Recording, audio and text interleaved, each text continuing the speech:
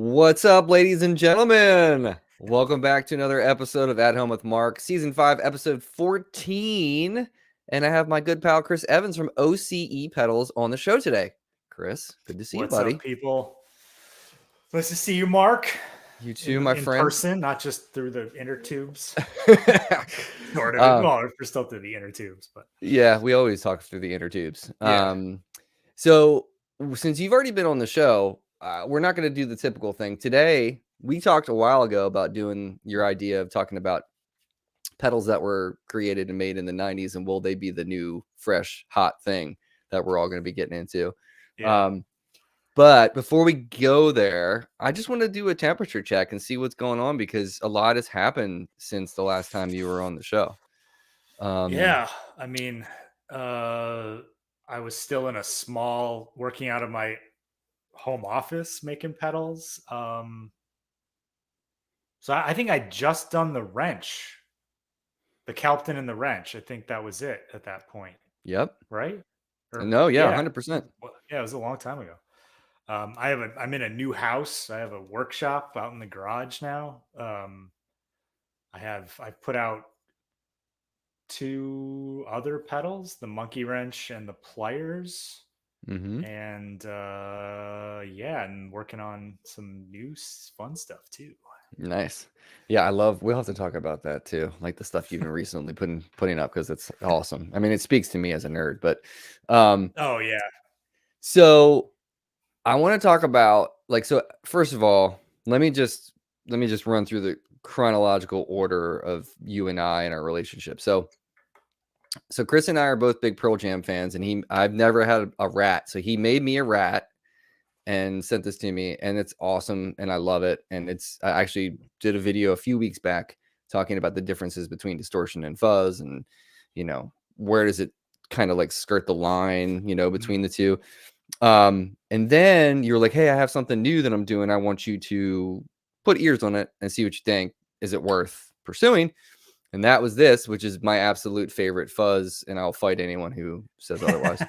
And it's funny too, because now that I have all these really good friends like you and Curtis and Aaron and stuff, and everybody probably always gives me a hard time because you love that wrench, don't you, man?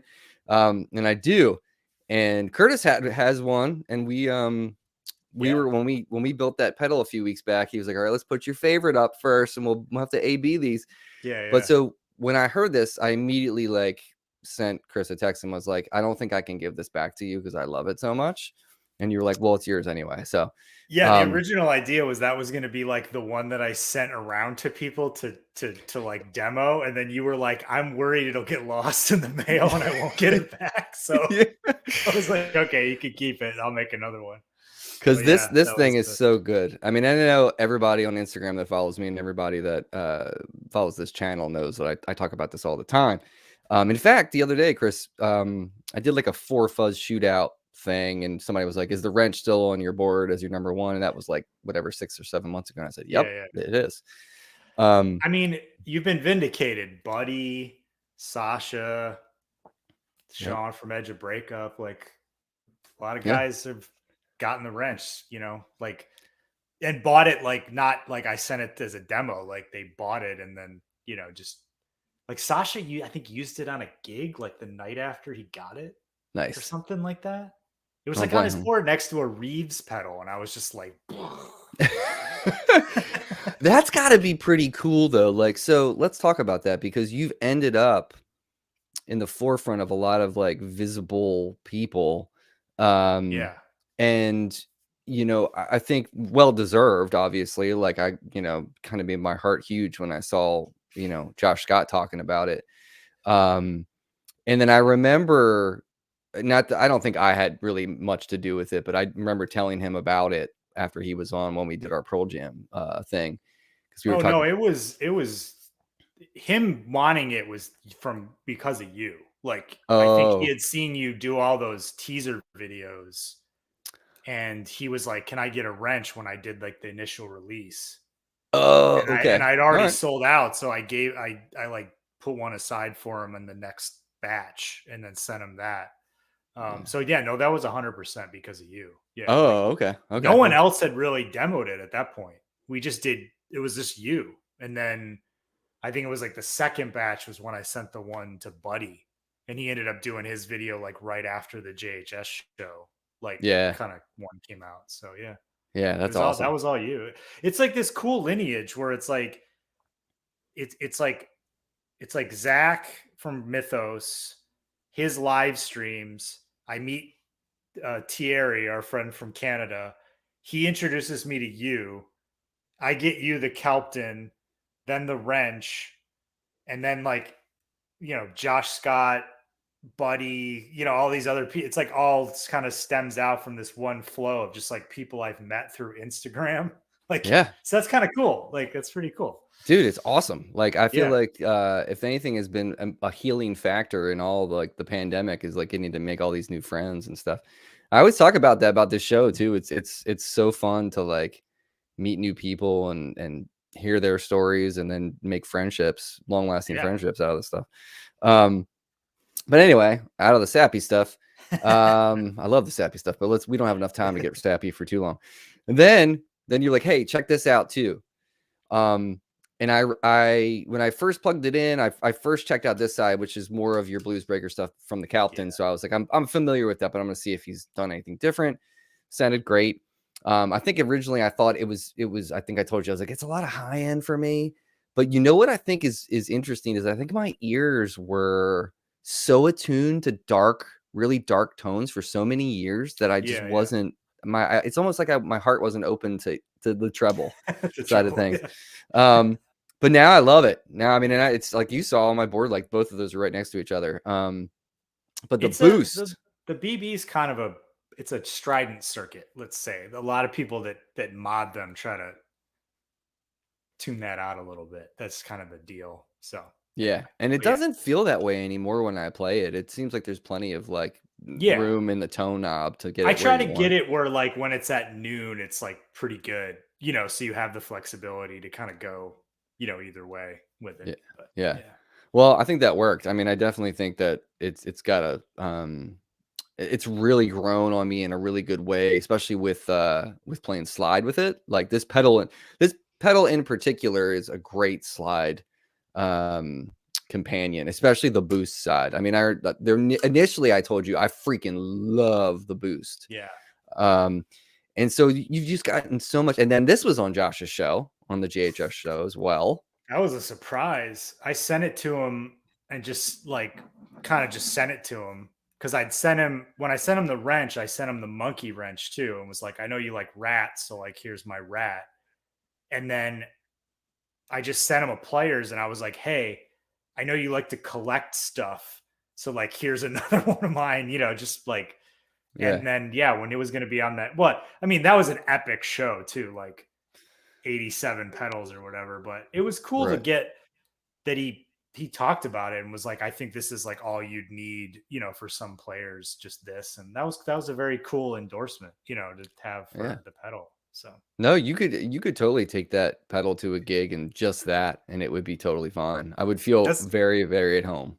That's kind of what I was going for with it, because that's why like the boost is in front. Is it's more of like, okay, if you just want to drive an amp, you can use the boost.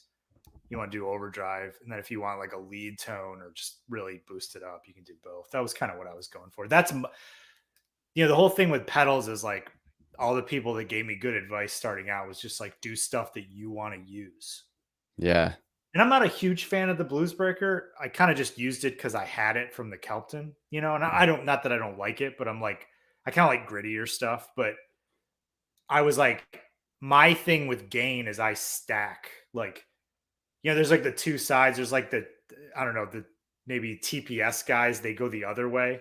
They put like the more gainy stuff first, and because it's like they want to like have kind of more of like a volume lift. I kind of do it the other way. I just like to be able to push gain into gain, and so I can get like heavier if I want to, kind of stuff. So that was why I did it that way on that one. Like somebody asked me if I could put a switch that would flip them, and I was like, nah, it's also not really what the player's boost does. It's not like it's not like one of those clean boosts where it's got like 35 dB of it's more of a dirty kind of thing. So it's not really what it's for, but that's why I like it. It's kind of like the like the derivative of an overdrive or something. There's like some sort of like overdrive flavor to it with like the biasing and stuff. Just to get it break up, and it loves playing in open C. It really does. Like there's something magical about playing in that tuning and playing with that boost, which is why I was so like thrilled about it when I first heard it, because I was like, oh my god, finally. Because dude, I've spent a lot of hours trying to find what works best as an overdrive in that tuning. Oh yeah, okay. Because you could, I mean, yeah, you could use the blues power, or you could do, you know, some sort of TS circuit or whatever, but nothing ever like hit my ears like, this is what you've been looking for. It's like opening up that suitcase in Pulp Fiction and that glow is, but you don't know where it's coming from and what's in it. You know, it like, that's how it felt when I played through that.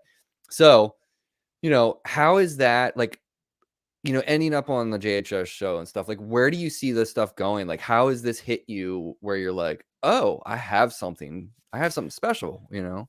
Yeah, I think it just like you don't want to get like a big head about it, but I think it just validates that like I'm doing stuff that people enjoy, you know, and that's the root of it. You know, like every time somebody posts a photo with their pedals, you know, with of a pedal board and my pedals on there, like I'm like, yes. Because I mean somebody's using it and enjoying it, you know, and especially like when it's actually the most fun thing is when a lot of times friends of mine's pedals are on that same board, and I love that too. You know, it's like so it's I think it just pushes me to just keep trying stuff. You know, like I have some ideas for the future and some new stuff, and I get some kind of weird ideas, and like I kind of want to see, you know, like what I could do. And I think everyone starts doing their like pedals that are just sort of like tweaked or you know old school circuits, and that's kind of what the hardware series was meant to be. You know, the wrench is like a tweaked fuzz face, and the players is like the blues breaker, and the you know the boost, and then the monkey wrench was like a tweaked rat, you know, distortion and stuff. And I'm never going to throw that away. I mean, especially since the wrench is so popular, that'll like some version of that'll always be around. Right. And then you know, there's plans to do something with the boost probably by itself too. And but then I have some other ideas that are kind of like doing some weirder, crazier stuff to try, you know. And so I feel like I'm like taking a step up. Like I'm trying to do some more stuff with enclosures that's a little bit, you know, more professional. Not, I guess professional is not the right idea, but maybe a little less DIY looking, you know, with the going into like powder coat and printing and all that. Cause I went to school for illustration and design. So like, Right. I want to do that stuff. Like I want to make cool art too on the pedals, you know? So, um, yeah, I'm just like, I think the beginning of next year is going to be like an exciting time with some of the stuff that I'm working on. So That's yeah, awesome, man. I just want people to stick around. Just it's like Well, I mean, I know. come on this ride with me. Well, I mean, I know that we've only been friends for a little while, but I mean, like, I'm very proud of the work that you're doing in this community, and like, I think that it's just like everything else. I think there's room for everybody to put their fingerprint out there. And I think you're onto something really special, and I think a lot of people know, and I think it's well deserved. Do you think that you'll ever do modulation stuff? I'd love to. I love phaser, you know, and stuff, but I'd have to like I think the circuit designs are quite a bit more complicated for that stuff. And I remember like reading something about like how to do phasers a long time ago, and it was like it sounded pretty complicated. And there's a kind of a reason why most people just do like dirt and fuzz pedals for a long time, and then Oh, I'm eventually do sure. like Yeah. a delay or something. Like, so I'd love. I mean, like I don't think I would touch. I love Univibe. I don't think I would touch that because I also know so many people that do amazing Univibes, like you know, Sabadius and Kingtone. Kingtone and is Cornerstone. Yeah, did Cornerstone put one out recently, right? Yeah, the aquarium. I haven't Yeah, played that yet, but yeah. So it's like I know people that do them really well. I love the phaser was like the first modulation I loved as a kid, you know, so that's kind of as it near and dear to my heart. And I'd love to just do a simple one. Like I always just love the MXR with just the, the rate knob. It's like, what else do you need? Yeah, no, totally, dude. I still have a Phase 90. I mean, it's not always on my board, but if I do a funk gig, there's a compressor on the board. It's a Strat, and there's definitely the Phase 90 somewhere in there. So I It's mean, MXR is also from my hometown. Like before Dunlop bought them, they were from Rochester. So it's like kind of this hometown thing for me. Like you'd nice. go to like every pawn shop or like used music store would always just have tons of MXR pedals because it was just like they're just like floating around everywhere. It's either a good thing or a bad thing. I'm Yeah. not sure. Oh man. Well, okay. So all that aside, because we're here to get nerdy about the 90s. Yes. Everybody needs to go, obviously, check out Chris's stuff. Keep in tune with what's going on in Instagram. Check his website when he's releasing, dropping pedals and stuff. OCEPedals.com. Join the mailing list because then you'll get like emails if I'm restocking or like dropping a new pedal. And then also, yeah, Instagram's the best place to kind of get like sneak peeks and like teasers and all that kind of stuff. Doing more like cool videos and trying all that kind of stuff. So yeah, both of them. That's the best way to get all the info. Yeah, man. And then one day maybe you'll drop a pedal called America's Ass. I already did. Did you? That was when I launched my website. The first pedal I did was a Captain America themed pedal called America's Ass. It was a 1 of 1. I don't It looked like his shield. And it was like battle damage. Oh yeah. I do. I remember seeing that, but I don't remember the. Oh my god. There's this one guy that I'm friends with on Instagram who like every once in a while just goes, "Man, I'm so mad I missed out on that one." Which is like, me too. I don't know where I was. 101. Yeah. All right, so let's dig in here. So we're both same age. We love that era of music in the 90s, and we were both playing guitar and messing with stuff. So and we talked beforehand, but the only pedal I have from the 90s that I bought was this TS9 left. Now, granted, I had my first pedal was a Super Chorus, was a Boss Super Chorus because of Kurt Cobain. I don't know why I didn't get like an overdrive pedal or something. But or a wah for that matter. But I had that. I had a few things, all Boss stuff basically. Tremolo. I liked that tremolo, that Boss tremolo. I should get the Boss that trem. I think that's my favorite Boss pedal. Like it's like everything you need from a trem. Like it's got the knob if you want to do like the crazy square wave stuff, but like it's not too much. It's just like everything you need out of one of those. Yeah, and it's a great color scheme too. It's an amazing color scheme on that one. Yeah, no, it is nice.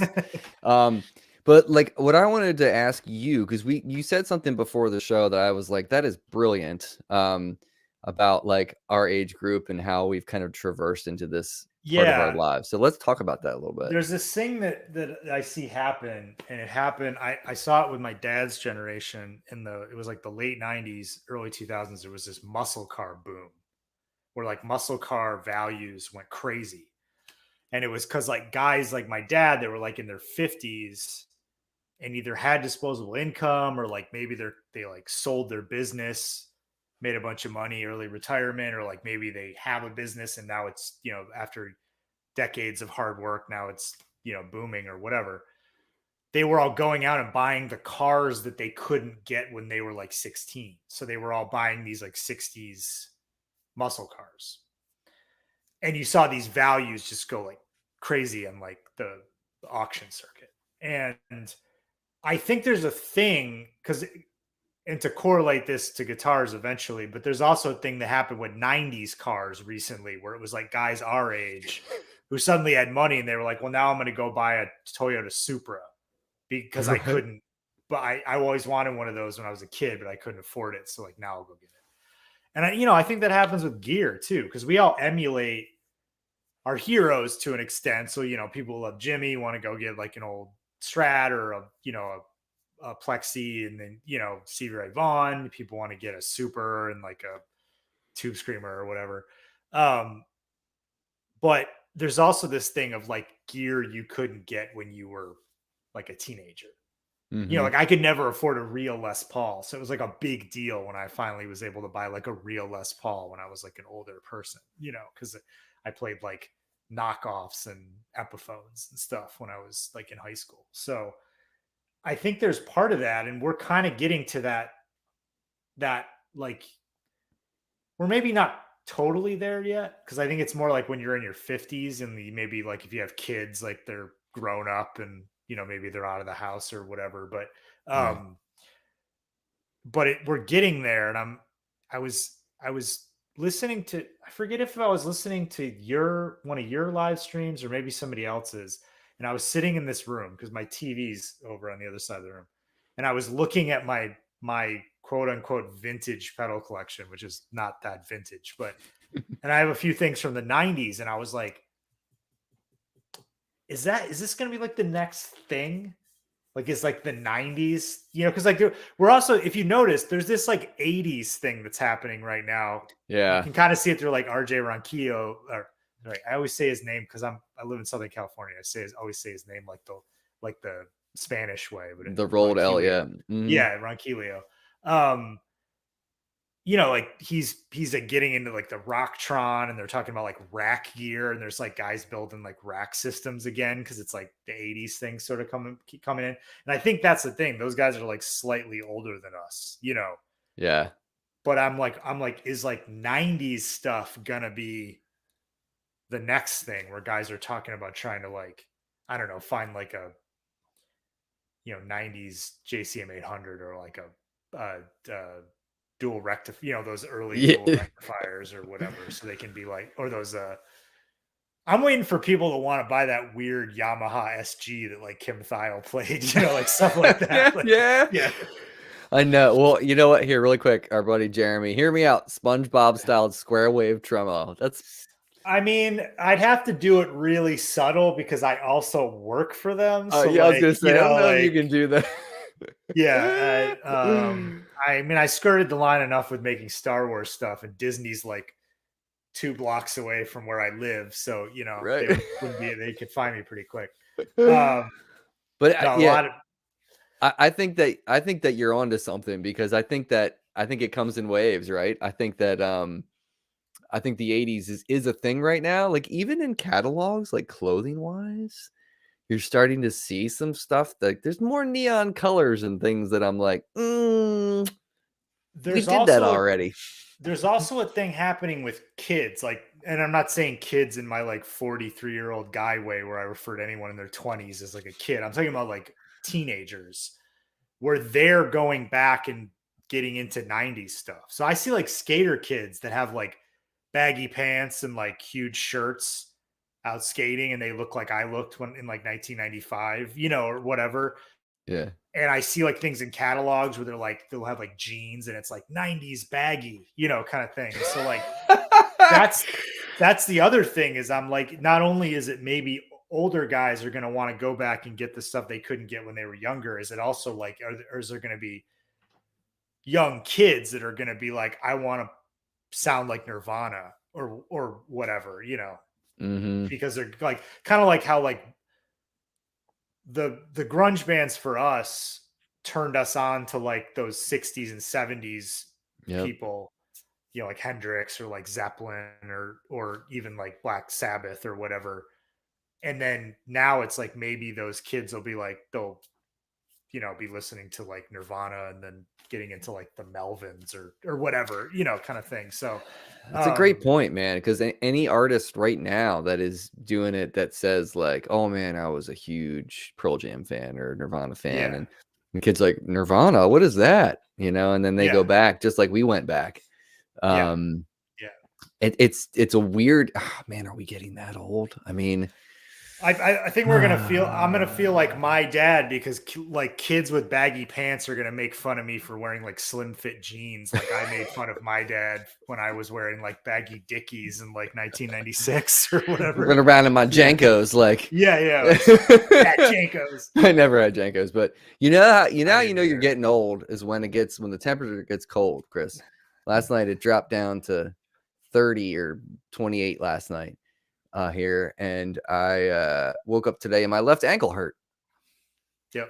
Yeah. What's up with that, man? That's not cool. Gets damp and your knee starts to hurt. Yeah. Oh God. I think now more than ever with all the boutique builder people really getting bitten by the bug mystery of the vintage pieces, newer builders are copying, which drove values way up.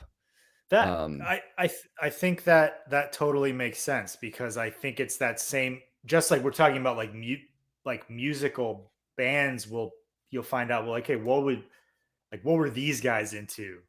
And then you mhm, go back and listen to that stuff. I think through stuff like Josh Scott or builders being like more transparent because they're on social media. Yeah, there's a thing where guys go like, "Man, I love the whatever," and that's a big muff. Let me go like, what does a real big muff sound like? Or whatever.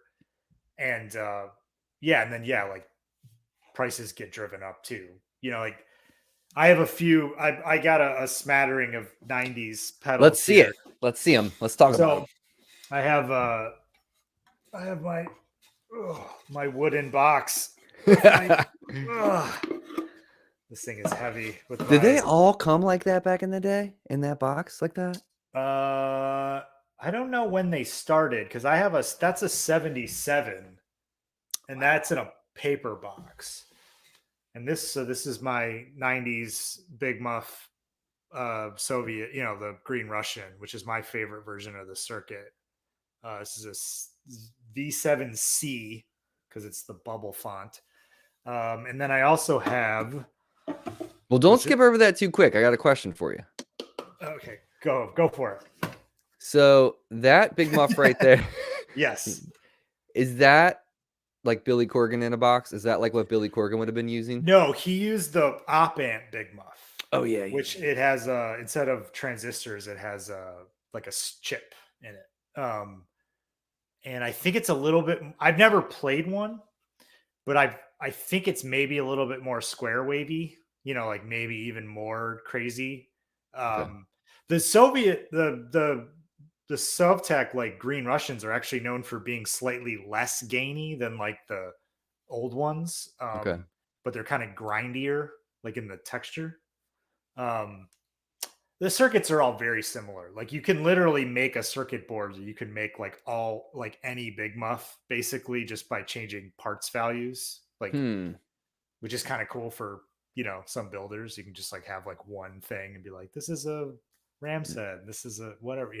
Right. But no, yeah, Corgan played the op amp big muff. And the thing is, like, big muffs have a really particular sound. Like they're really scooped, so they only work for like certain stuff. And I feel like a lot of the stuff that he used that for, he was playing strats, and he also used to play. I'm not a huge Pumpkins fan, so like if I'm totally off base here, please do not like tear me to shreds in the comments. But like Or educate us. Let us know. I think like I remember seeing him where he played a lot, like kind of more like higher up on the neck. And I'm wondering if he was kind of playing there so it wasn't, you won't getting so much of that kind of like bass, like heavy distortion, muddying it up or something, but Yeah. I remember watching a video when they re-released they made like a little version of the op amp one, the mini recently, and he did like a Mm-hmm. video about it. And I remember the stuff he was playing was all that kind of like Gish era like stuff where a lot of it was like higher up on the neck, and I was like, okay, maybe that's like the thing with it. I don't know. Right. I wonder I'm how sure that Billy would pedal. tell us. He likes to talk a lot. So. Yeah. I wonder if the big muff circuit, like how does that stack with overdrives? Like as far are fuzz faces more friendly than big muff circuits, do you think? Actually, one thing that can be really cool that Big Muff is putting a like a clon before it or a tube screamer because they're scooped. You can boost the Ah, mids up, and then you can okay. get you can almost get that Gilmore, because Gilmore used muffs, but then he put like EQ pedals after him and stuff, probably to like bring mids back and stuff. So like, I've found that like you can take a muff, put something in front of it that has like a mid hump, and it'll kind of fill the mids back in. Then you can get that really like high gain kind of lead sound, kind of Right. thing. So, Huh. Okay. yeah, All right, cool. yeah. So that's that, and then I have in another wooden box is my 90s reissue Deluxe Memory Man. Oh man, which that thing's is awesome. these are Memory Man is one of my favorite delays. I just wish they were easier to use because they have that weird thing where the what is it, the level controls the bypass signal too. Oh really? Yeah, it's like really dumb. I don't know why you would do that, but like it's Weird. so it's not like you turn it on and off and it changes. It's like the level changes the signal coming through no matter if the delay's on or not. So it's really weird. But Oh, weird. and they're kind of noisy.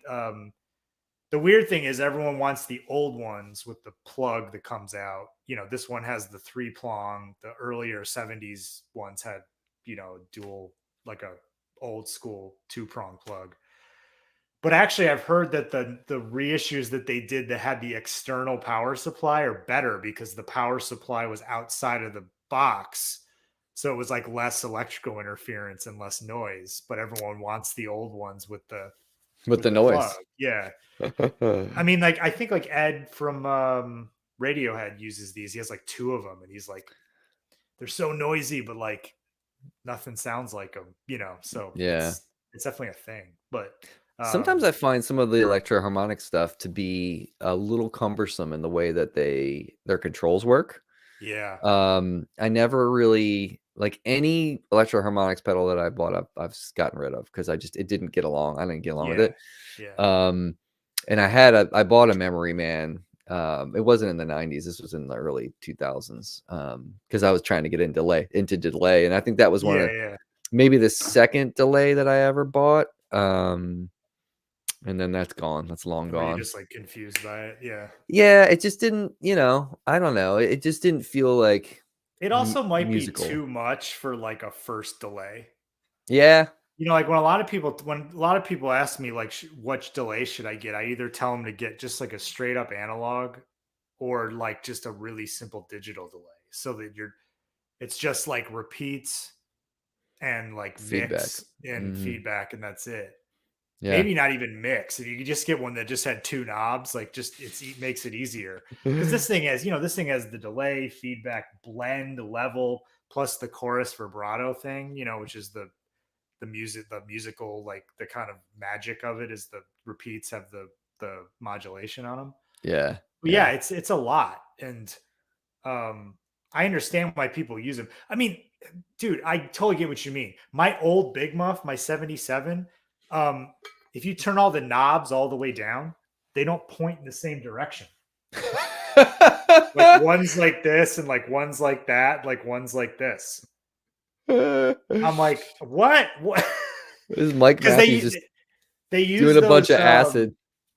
They use those old pots where it's not like a metal shaft that the knob goes on. It's like a D-shaped piece of plastic that only goes in the knob one way. And it must have been like all the pots were like on the board in different angles. So like the knobs only, but it's just so weird. It's like, yeah, that's funny, man. It is funny.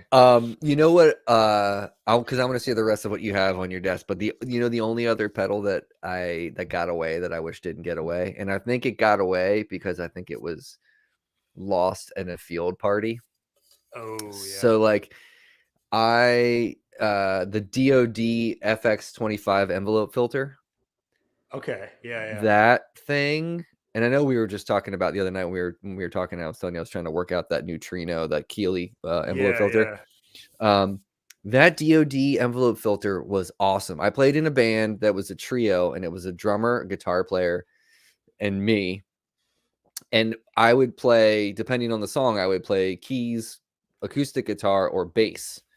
And then the other guitar player would either play electric guitar or bass the whole time. So we would like kind of do that thing. But we had the bass rig, we had the envelope filter as a pedal with it, and it sounded dope. So we would play a bunch of funk stuff, and it would, and then we were playing a show one night at a house party, and it got busted, and got broken up. And then some guy was like, I have a house out in the fields, like in this farm country. Like, here's the address. Everybody come, bring the band. And like, we went out. Some guy had a generator. We had like one light in the middle of this dark field. And I think that pedal somehow we just forgot it or like whatever happened.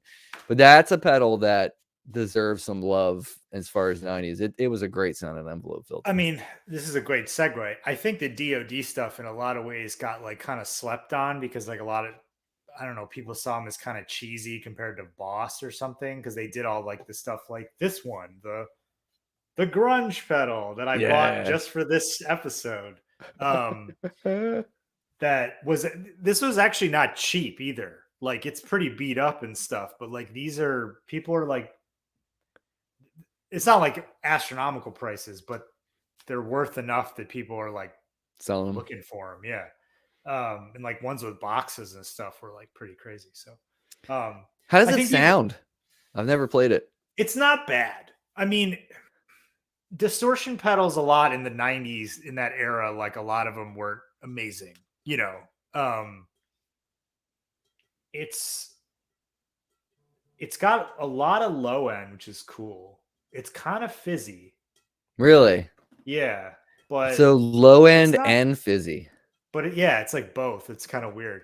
It's not bad weird. Though. Like I had a friend over the weekend and he was playing like metal through it with my Solar. It actually sounded pretty cool. And he was playing that the I don't know anything riff, you know, the with the harmonic thing. Yeah, like from the Alice in Chains song. Yeah, it sounded better than I remembered because I knew somebody that had one in high school, but we were also all playing through like garbage combo amps back then. So like, even if you had like the nicest pedal in the world, it's still not going to sound all that great if you're playing it through something with like an 8-inch speaker that's like solid state, you know? So, yep.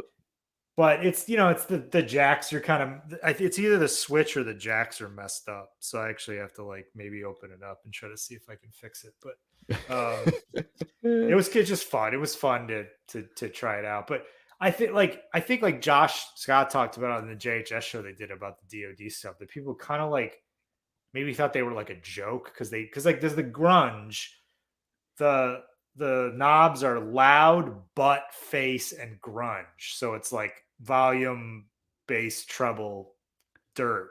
And they had other ones. Like there was like a metal pedal that was like, I forget what the knobs were, but it was something, it was like blood and axe or something. You know, it's like so I think people thought of them as being like jokey and maybe like the Bad Monkey. Wasn't there like a Mm-hmm. Exactly. Like compared to Boss, which was very like straight ahead, like everything was just like super overdrive. And it's like, well, you know exactly what this is. It's an overdrive and it's super, you know, it's better than the regular one. It has 4 knobs instead of 3. And I mean, yeah, and we were talking before about, you know, there was all that stuff too. Like there was like those the Dan Electro pedals that were like in those plastic enclosures that some of them apparently are like really good circuits, but if you wanted to gig with them, you're just kind of breaking them because it had like a plastic button for the switch and stuff like that. And I think even like the Behringer stuff might have started back then.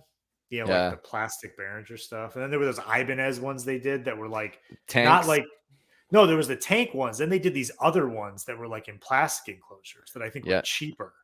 Yep. They were kind of, they had those little like indentations, like you took your finger and pressed on the like foot switch, like maybe like 8 little indentations or something. You know what I'm talking about? Yeah. It was like, and so there was so much of stuff like that where it was kind of like cheap and cheesy that happened back then too. Yeah. I mean, I look at these gentlemen of tone. Thank you. It's a Max. August from Apollo is in here too. Oh, nice. I've had some nice conversations with him on Instagram. He's great. All my 90s pedals are gone. I don't know if I talked about this last time, but I had I took a long break of playing guitar. I played till I like moved to LA in the early 2000s. Then I was like broke and I didn't like even have an amp. And so I sold my guitar and I had a suitcase, actually an old vintage suitcase was how I carried my pedals around in the 90s because I wanted to be super alternative like Eddie Vedder with his like suitcase full of lyrics or whatever. And I sold all of them. And actually some of the Boss pedals I had that I at the time when I was a kid was bummed I had to buy used ones because I wanted the new ones. Turned out to actually be like fair, like worth a decent amount of money. Like they were like they weren't like the made in Japan early Boss ones, but they were like, I think the made in Taiwan, which was like the one right after the made in Japan. So like they were actually like pretty sought after. Yeah. And so I'm actually kind of bummed I don't have those, because I would actually probably really love to have them now. But then you know what I just realized is I do have one other thing in here. oh, is it your PV? No. Oh, okay, yeah. So this is, I think, Japan. I'm I think pretty it says sure. it on the. If it still has the sticker, I think it says it on the back. Maybe on the sticker. Oh yeah, I have it covered up with Velcro, Yeah. unfortunately. But anyway, so this is the, I forgot, this is the only other thing that I have that, and I bought this used because Wayne Krantz was using it for a long time, and I was like, I'm gonna try that out because I want a good octave or octave pedal. But yeah, I think people still say that's a good. You know, when people ask about octave pedals, it's pretty good. Yeah. But I'll tell you, man, the Micropog, I feel like tracks better than this. Well, yeah, I think the OC2 is going to be that earlier octave where you could only do single line stuff, whereas the POG, because it's polyphonic octave generator, you can actually play like chords and stuff, and it's supposed to be able to like do everything. It's like a different. It's D&D pretty cool. Grunge was my first pedal. What was yours? Mine was a Metal Zone, which is slightly embarrassing at this point, but yeah. Nah, I don't think it's embarrassing anymore. I think it's like a badge of honor. Yeah. I do. I really do. And dude, I used that pedal. I wasn't mine, it was my friend's, but I used that in the 7th grade talent show as my overdrive, and we played Smells Like Teen Spirit. So the weirdest wrong thing pedal. is my guitar teacher told me to buy it, and he knew a lot about gear, and I feel like he died like a long time, like 10 years ago, but like I was actually kind of like, if he was still around, I would maybe ask him like, why like, why not just tell me to get like a super overdrive or like something like that. Like, it was such a weird choice. I think he said it could do a lot of sounds, which it kind of can, because it has like a lot of knobs, but it's all that really fizzy kind of stuff. Like, you're not really going to get rid of that sound, like, no. Well, I mean, I think that, so do you have anything else on your desk right there? Oh, I mean, the only other thing where I'm sort of like 90s gear like bias is just because my Les Paul Honey is a 98 Les Paul Classic. So that's a great looking guitar, man. Yeah, do you think guitars are going to have a similar kind of boost as pedals are, or do you think it's going to be probably more? That's a good question, because there's that weird thing where, like, as older guitars get more and more expensive, the ones that people previously said were junk suddenly become where people want to buy them. Like when in the 90s, everyone was like, 70s guitars are garbage, right? But it was like, like guys that we knew that were like in new bands had like 70s Les Pauls because it's all they could afford. Mm-hmm. And then it was like, then it was like, oh, 80s stuff is all junk or whatever, and then now guys are like buying 80s stuff, like floral gems and stuff are like worth a ton of money, and so I think probably it will, but I also don't know about like relative quality levels in the 90s, like like nobody really talks about that much. Like, was Fender doing good stuff then? I remember the Squires were kind of crappy, but I feel like a lot of overseas stuff was not at the level it is now in the 90s. Yeah. Like we're in this renaissance now where like you can buy like overseas made guitars that are like really good for like not a lot of money. But back then I don't think that was kind of the same deal. So I'm not sure. No. I don't know. Yeah. I mean, that Shoreline Gold Strat I have is from 99. And I've always really liked that Strat, and I've always really liked the neck. The neck's kind of wide. It's like, interesting. It's kind of a different profile. I even know what the profile of that neck is. It's not like a fat baseball bat kind of thing at all, but it's also not super slim. I mean, it might be like a thick D. But it's like anytime my friends play that Strat, they're like, I really like this neck. And it's funny because I'm about to pull that neck off of it and put like I'm gonna get like I was talking to Zach about like if he had recommendations on parts, like where to get like a nice Strat neck kind of thing. And he was telling me about a couple different places, but it is interesting because I'm like, not that I don't think I would ever sell that guitar because that guitar kind of holds sentimental value because it was the first guitar I bought with my own money. It was like an American Strat. It was like pretty expensive for me at the time. It was like $850 or something. Yeah. And I bought it in 99. So it was like a brand new guitar, but like, I don't know, man. Like it's going to be interesting, especially now since I've seen a lot of people lean more on getting weird, funky, strange guitars. Like you're talking about, like what Kim Thale would play, like those Guilds, those SGs and stuff, and random, Yamahas, and like those are going to probably start popping up more too, I think.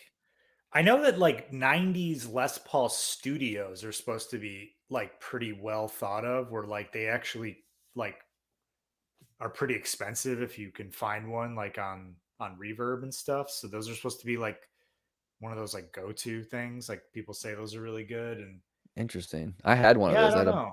I had a black Les Paul studio. It was Yeah, I heavy had as a hell. wine red. Yeah, 96, I think. It was my Nice. first like real Gibson that I had in college. I like traded a guitar and money to a guy for it. Heck yeah, dude. But yeah, I don't know. I mean, it's tough to say because also like the 90s were kind of that weird period when like they were just starting to do like all the reissue and like historic stuff like at Gibson. Mm-hmm. I don't know the history of like the custom shop, but like, like when they started doing like, the crazy, it must have been in the 90s because that's when they did like that was like they did the crazy like accurate like SRV models and stuff then, Yeah. so um yeah, I don't know. I mean, it's probably got to be just because like I said, there's that thing where like people always assume older guitars are better. There's some people, people have that thought. But it's like eventually like, even like 70s Les Pauls now are really expensive. And then it's like, so it's like eventually it's going to get up to like where, 90s customs or something are going to be expensive, even though Yeah. probably back then people thought they were nothing special, So I don't know. I mean, And is there a value on that stuff because of, I don't know.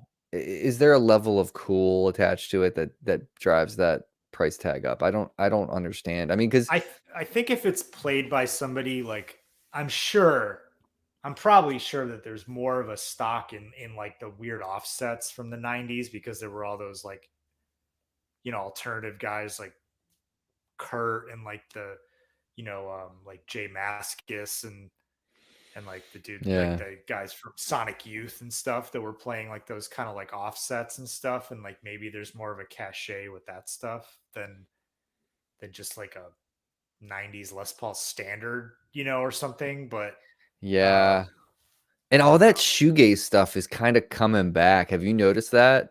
Mm-hmm. Like there's a lot of newer bands that are doing that thing. And 9 times out of 10 they're playing like a Jag or a Jazz Master or something, All some my super offset weird. hipster friends, all they want is like jazz masters and stuff. Like they Yeah. think I'm so weird that I just want like, like that I'm like Les Les Pauls and Paul. yeah, like, and they're like, what? That's like what Jimmy Page played, or whatever. It's like, all You right, dad. yeah, Oh man. So Boss Super feedback or distortion. I don't know that I know that pedal. yeah. Me neither. Is That's that interesting. one I that have to, would do like that would do feed? I know there was like a pedal that would like do automatic feedback. I don't know if that's what that that's was. interesting. Melody Makers 2003 to 6 are awesome. Thin, lightweight, junior, P90, straight Oh, Gibson that's headstock, cool. no wings. Oh, that's cool. I mean, I There, think that there's a there's always those weird like little models like my Les Paul is a Les Paul Classic, which I contend is one of the best values of older Les Pauls to try to get because they're less than usually like a standard is. But there hmm was a version of this, the original Les Paul Classics. They were from 81 to 91, 89 to 91. only a few years, but they were like as close to a historic you could get. They had the big tall headstock. I think they might have been weight relieved, but like other than having weird pickups in them, like it was like they were closer to a historic than like a Les Paul Standard was at the time. And Mm-hmm. my friend has one, and he doesn't really play it that much. And sometimes I'm like, God damn it, Hey. like, yeah. But it's like, so there's always these little weird pockets of like models that come out, where like maybe they were only around for a few years and they didn't sell well, but now everyone's like, yeah, like, Yeah. what's his name? Blake from like the Tone Mobs always talking about these Les Paul fadeds from like the early 2000s or something. And he's like, anytime you get somebody on the podcast that like has one, he's like, yeah, Les Paul fadeds, kind of thing. I feel like there's, what's interesting too is we all know you can spend a ton of money on custom shop stuff, whether it be Fender or PRS or private stock stuff or Fender or whatever, Gibson. And I will say now, I mean, for a long time, I often wondered, like, it would be cool. This is a very dad thing to say, but it would be cool to have a guitar from the year I was born, like a Strat, from the year I was born, kind of thing. And it's probably a shit guitar too, because it would be in the 70s, late 70s, and it's probably not a great guitar.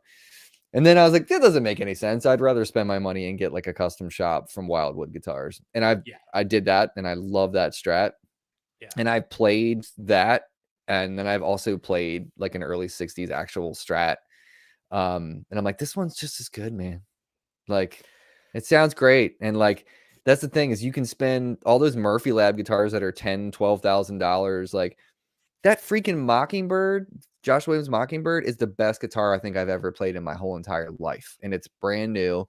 Yeah. It's built with love by a very small team of luthiers, just a couple people. And I'm just like, if you've got money to blow and you want to have an art piece, like you want like an old, or you want a Murphy Lab or something because you're a lawyer or a doctor, go for it.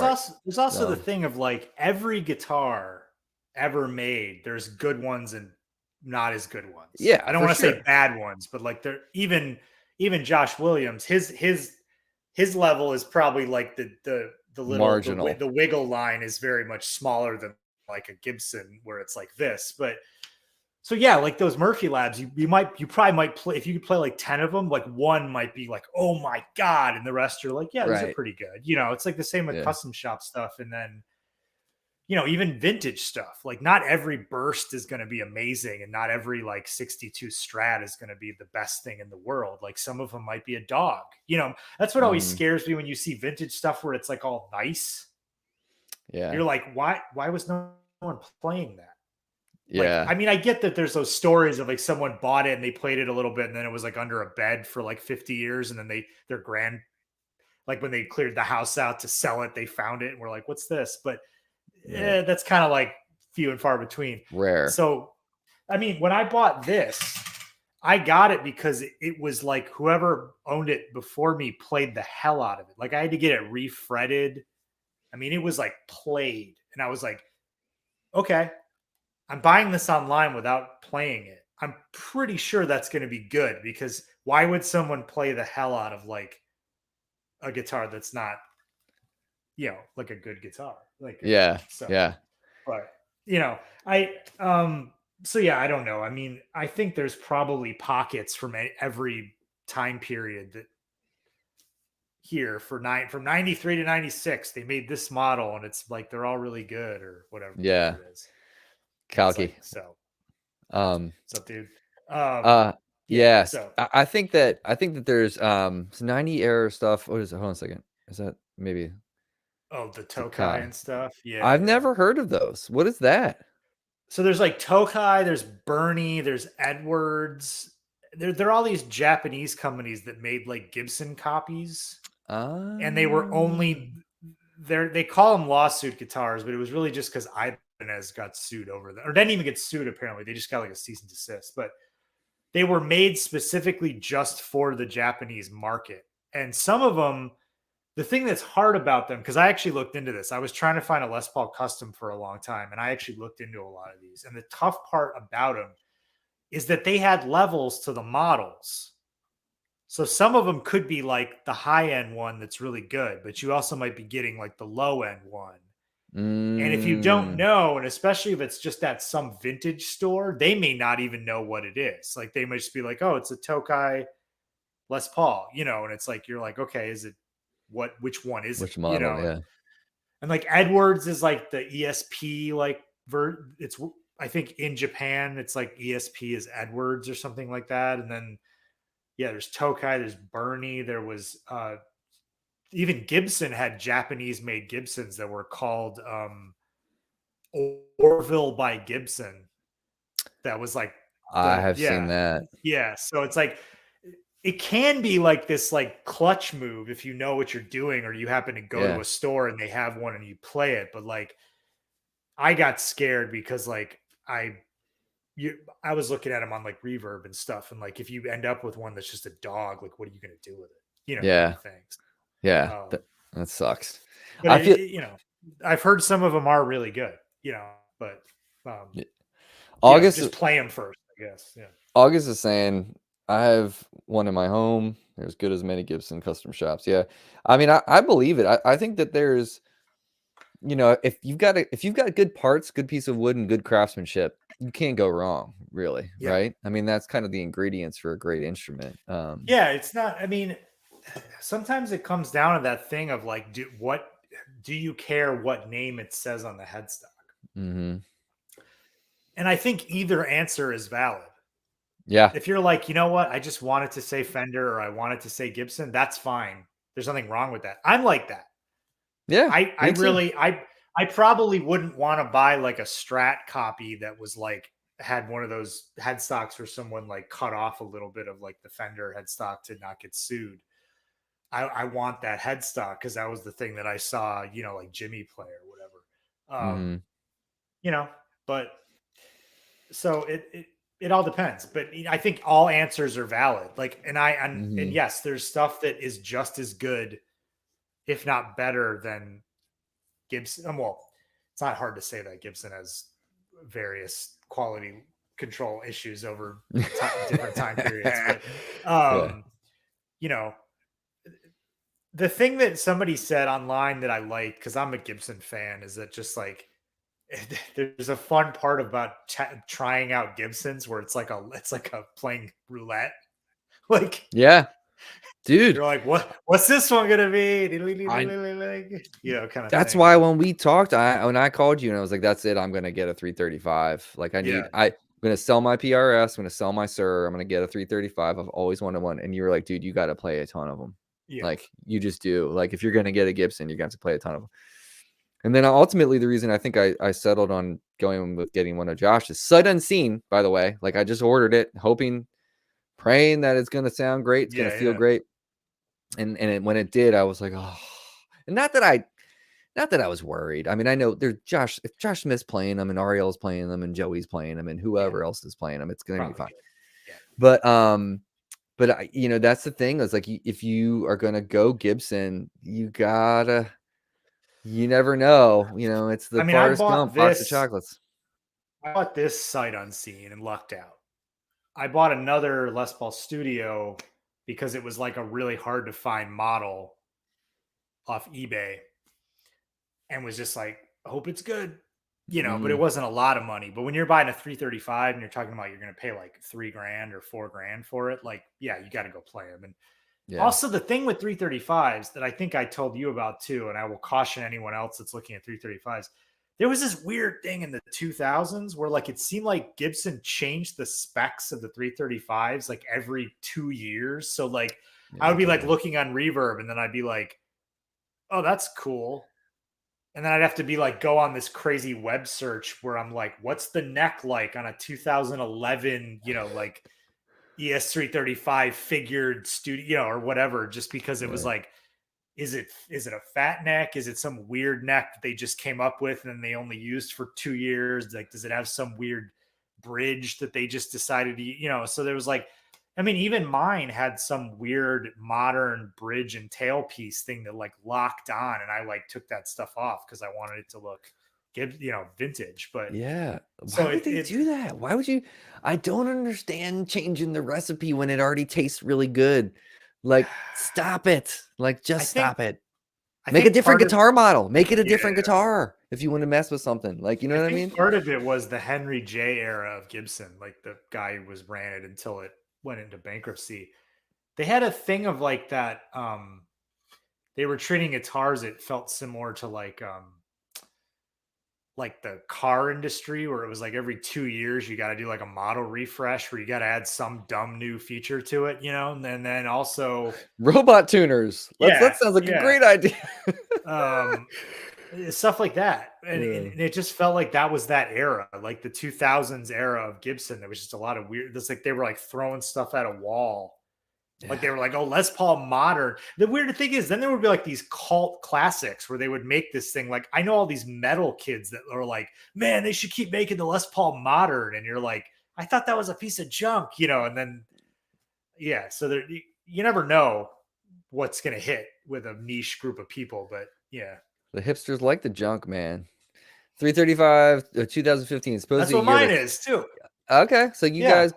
you guys don't have dogs. You got some good guitars, so Oh no, man. I mean, I played like everyone in the LA area for like a year and a half. Like it was crazy. Yeah. You know what's funny too, Chris, is like I mean, I listen to so many musicians that don't use conventional gear.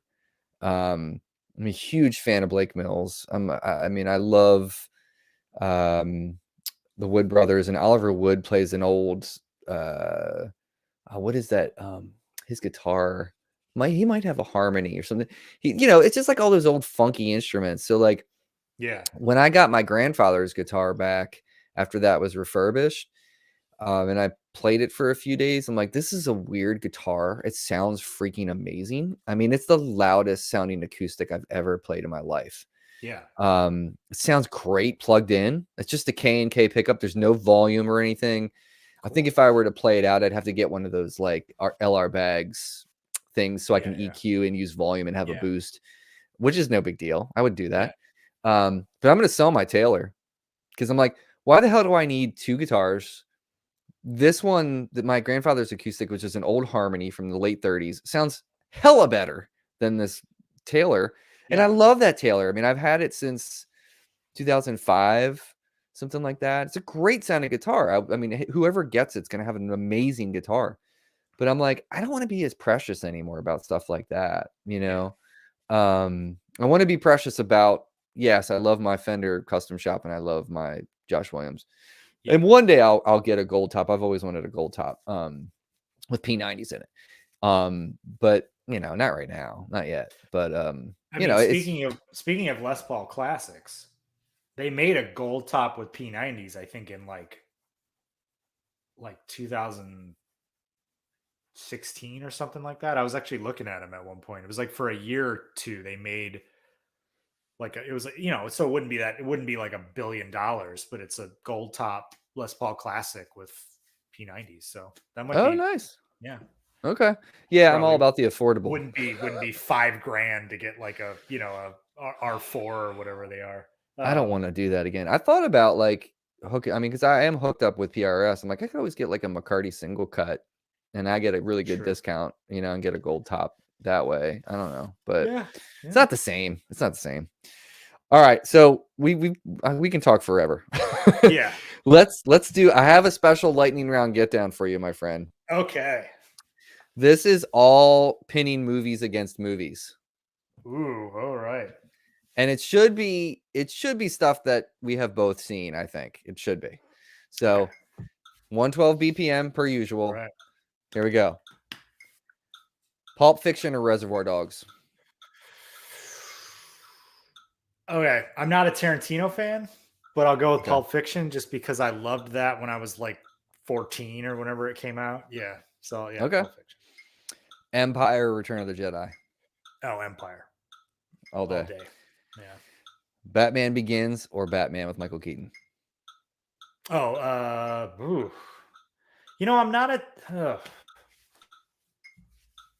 a Burton fan, but that movie like created the modern, like the modern. But actually, Batman Begins kind of did that too. It created the modern, like serious, like superhero movie. Yeah. I'm gonna go with Begins just because I'm a bigger fan of Nolan. Yeah. Okay. I'll do that, yeah. All right. Fellowship of the Ring or Return of the King?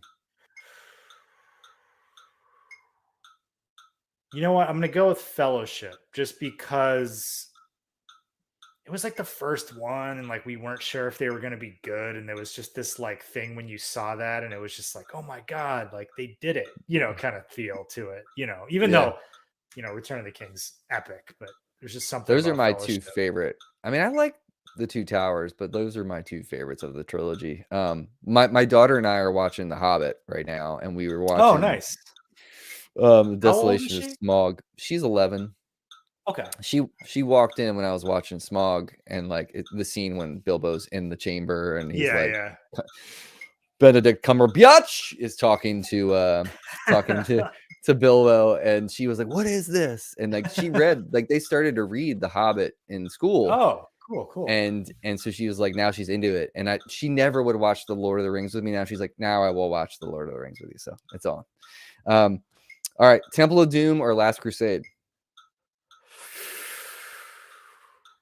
Wait, Temple of Doom's the second one, right? Yep. Yeah, no, Last Crusade. I don't like Temple of Doom. Yeah. Okay.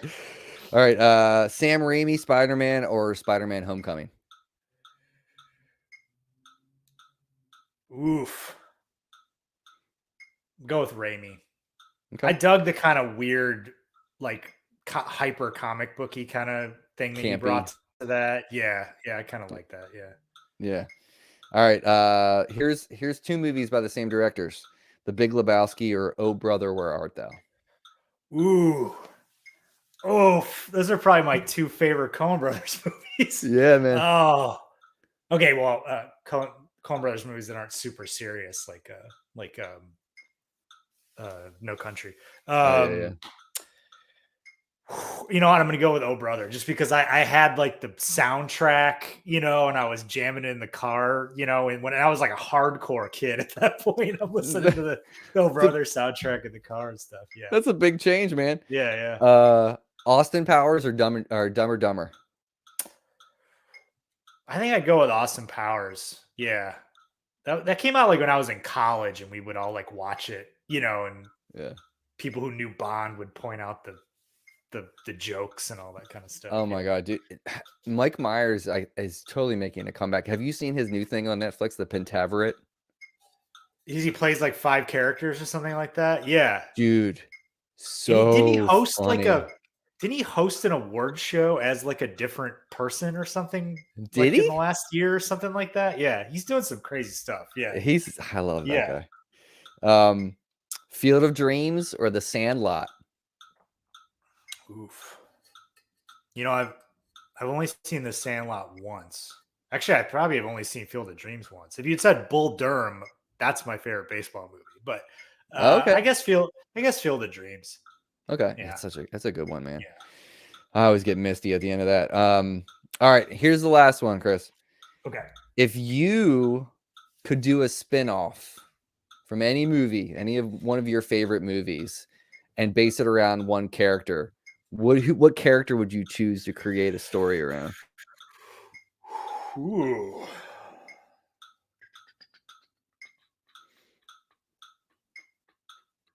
Man, that's a tough one.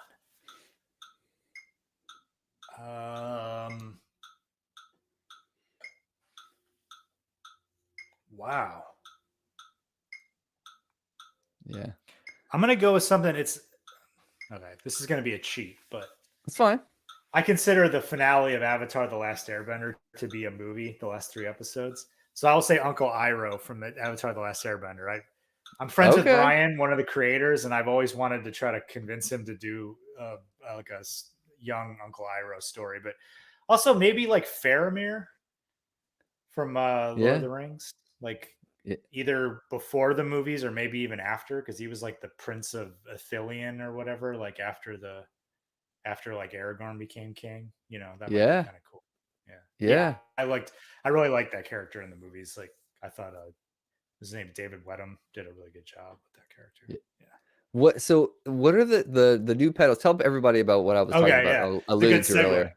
Yeah. So yeah, my Black Friday pedals are 9 Black Riders. They are 1 knob fuzz, 1 knob to rule them all, and they are based on the Color Sound 1 knob with a weird transistor from a fuzz that I really like.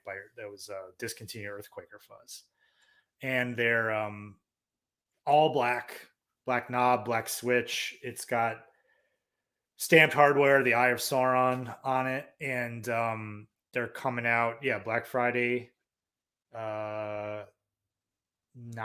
Yeah, what am I gonna do? 8 a.m. Pacific. Yeah, and I've just been doing a bunch of fun videos. My friend Jeremy was an amazing. He does scores from TV and movies. He is an amazing monster musician, just in general, but also he can just freaking shred on guitar too. He's one of my guitar buddies. He redid the Nazgul theme from Lord of the Rings just using the fuzz pedal.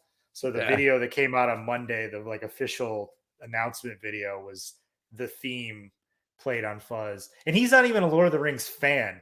I think he did it just because when I sent the score to him, he took it as a challenge to try to get all the harmonies in there and stuff. And so it sounded awesome. It sounded great. He's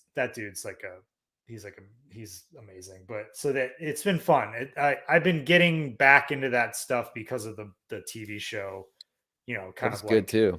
Rekindling some of my love of Tolkien. And so when I was like, I should do something for Black Friday. And I was like, that's what I'm going to do. And I'll give this away, a special treat, because the photos are going to come out tomorrow. But this PCB on the inside of the pedal is the Eye of Sauron. That's awesome. Yeah, it's gonna be the transistors are in the middle, where the iris would be and stuff. So it's pretty cool. So yeah, there's gonna be info tomorrow and probably some more teases, and then yeah. So if you're into fuzz, if you're into Lord of the Rings, set your alarms. There's only 9 of them, and and I think Buddy's gonna do a demo for it. Oh, cool, man! On Tuesday, because he's actually a big Lord of the Rings guy, which I didn't know until recently. So yeah, dude, and this is 100% of the reason why everybody should buy O.C.E Pedals, because Chris goes the extra mile with doing nerdy stuff like this. That it makes it fun for all of us. And then the last thing I will say, because we were talking about this earlier, because I'm so late to the game and discovering DAWs as a band. Oh, yeah. So I've been spreading the gospel to all of my friends who aren't hip, and they're right in your backyard, man. They're that's what I've heard. Yeah, they're an LA band, so you should have plenty of chances to probably see them or some incarnation of DAWs. But that is something that I've been listening to obsessively. Is there anything that you've been listening to obsessively lately, musically? Well, just because everyone's been talking about it, I've been getting into Madison Cunningham, because it's just I'm late to the party, I know, but it's just now I'm like, oh, okay, yeah, I get it now. Yep. And so I've been getting into that. Here's a weird thing. I only listen to music in very specific situations. It's mostly in the car.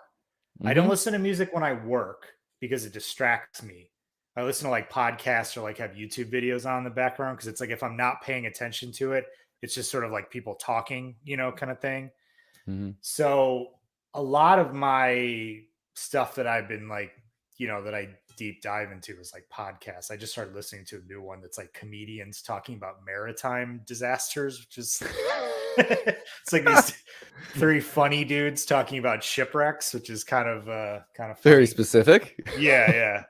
But that's just where we are. That's where we are in the level of podcasts now. It's how small of a niche do you want? We've got it. But no, my thing to you is I've just been trying to get you to listen to Isbell, just because I know you love songwriting, and the guy is just one of the best out there, but he's also a monster guitar player and an amazing slide player. I think I would say he's not Derek level, but he's up there, like with his slide playing. But the thing is he's one of those guys that really just plays to the song. So he's Right. not out there just like, but if you want a song to try out, my best one to tell people about is a song called Children of Children. I think Okay. it was on Southeastern, his one of his big breakthrough albums, but it's like really amazing lyrics. Starts off as this like, folky like thing, acoustic song, and then at the end he just launches into this like awesome slide thing. So it's like Okay. you kind of get like everything, it's like all Isbell, all the time. But Okay. I'll check it so out. I was like, if I'm gonna listen to Dawes, you got to go listen to Jason. Yeah. Well, if you're gonna listen to Dawes, just listen to that record that has Okay, one of us on it, which is called "We're All Gonna Die," is the name of the record, which I is that their love. like is that newer one or is it? No, it's from Okay, 2016 or 13. I can't remember off the top of my head, but like that's the record. So when my friend and I went to see Pearl Jam in Camden back in September, when we were coming home, because it was about, it was in New Jersey, so it was about a 2-hour drive for us to get home.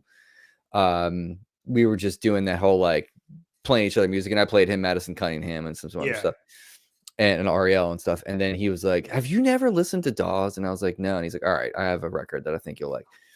And he put it on. That song, "One of Us," was the first thing, and it just grabbed me by the throat, and I have not been able to get out of it. And then I just bought I've been digesting it one album at a time, because we're yeah. going to go see them. We got tickets to see them already in March, Oh, cool. because they're Awesome. coming to DC. So my friend who introduced me to him, we were both going with our wives. We're going as a double date. But so when I heard that record, it's just, there's so much good music on it. Like there's that song that's the album name, "We're All Gonna Die." Yeah. There's just his lyrics are so great, and like, I don't know, man. It's a great record, but there's so much music, like Madison too. Like, you got a lot of music you can go back and listen to now, because she's got a Yeah, bunch of stuff I out. know.